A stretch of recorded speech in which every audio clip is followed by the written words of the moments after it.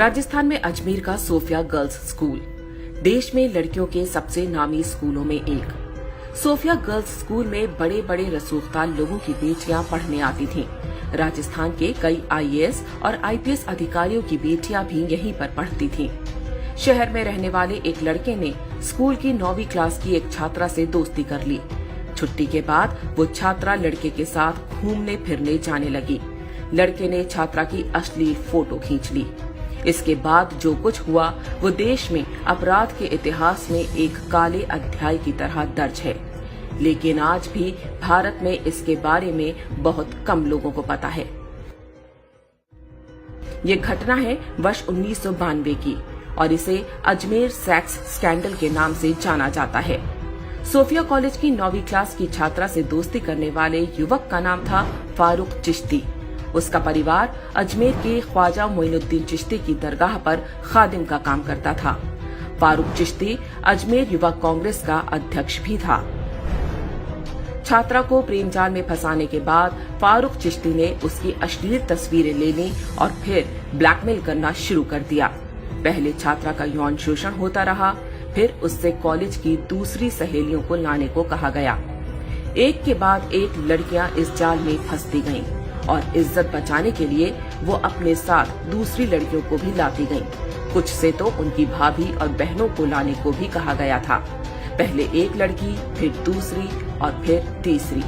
बहुत जल्द ही इस गिरोह के जाल में लगभग 200 से अधिक हिंदू लड़कियां फंस चुकी थीं।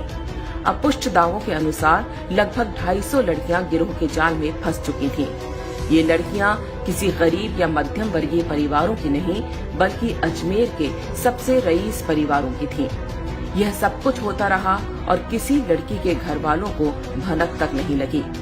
यह मात्र संयोग नहीं था कि सिर्फ हिंदू लड़कियों को ही निशाना बनाया गया, मुस्लिम लड़कियों को छुआ तक नहीं गया।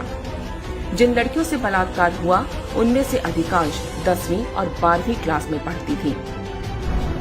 मास्टरमाइंड फारूक चिश्ती अकेला नहीं था, उसके साथ अजमेर शरीफ दरगाह से जुड़ा एक पूरा गिरोह सक्रिय था। उसके मुख्य सहयोगी थे नफीस चिश्ती और अनवर चिश्ती। ये दोनों भी युवा कांग्रेस के नेता थे। बहुत संगठित ढंग से उनका गिरोह अपना काम करता रहा। मजहबी और कांग्रेसी संरक्षण मिला हुआ था, इसलिए डरने की वैसे भी कोई बात नहीं थी। अजमेर के ही एक फार्म हाउस पर यह काम बड़े आराम के साथ चलता रहा। लड़कियों को लेने गाड़ी जाती थी और बाद में उन्हें घर तक भी गाड़ी से छोड़ा जाता था।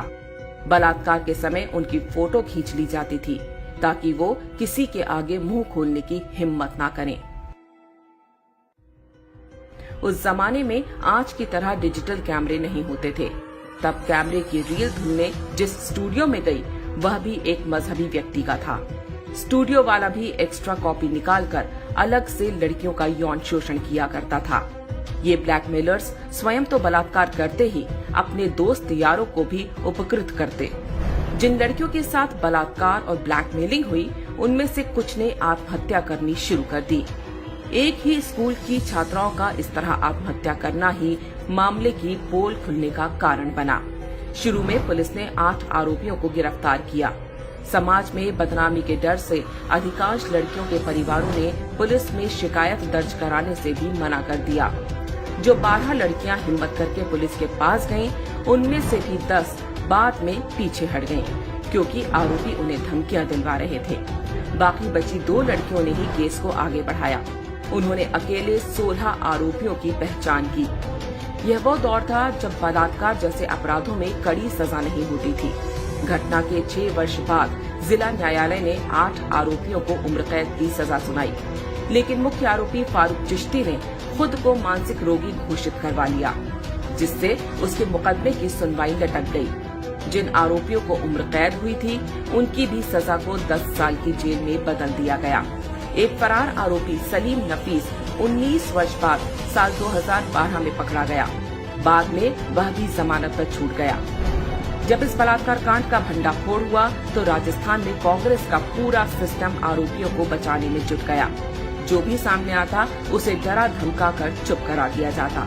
कहा गया कि आरोपियों पर कार्रवाई हुई तो सांप्रदायिक माहौल खराब हो जाएगा। बलात्कारी एक मजहब विशेष के थे, इसलिए मोमबत्ती गैंग भी तब लड़कियों के बजाय बलात्कारियों के समर्थन में खड़ा हो गया था। सबका प्रयास यही था कि देश के लोगों को अजमेर की ख्वाजा मोइनुद्दीन चिश्ती की दरगाह की आड़ में हुए इस घिनौने और बर्बर कांड की कानों कान खबर न लगने पाए। उन्हें चिंता थी कि इससे दरगाह पर आने वाले हिंदुओं की संख्या कम हो सकती है। वास्तव में अजमेर गैंगरेप कांड की शुरुआत लव जिहाद से हुई थी। पूरी तरह से धार्मिक पहचान के आधार पर हिंदू लड़कियों को जाल में फंसाया गया। हिंदू आश्रमों और साधु संतों पर बेहूदी फिल्में बनाने वाले जिहादी बॉलीवुड ने भी कभी अजमेर के खादिमों के हाथों हुए इस बलात्कार कांड पर कोई फिल्म नहीं बनाई।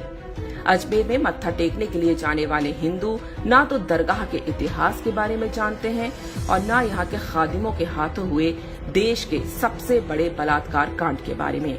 उनको ये भी आभास नहीं होता कि ये मात्र किसी सूफी की दरगाह नहीं, बल्कि यहाँ ना जाने कितनी अबोध हिंदू लड़कियों की चीख भी दफन है।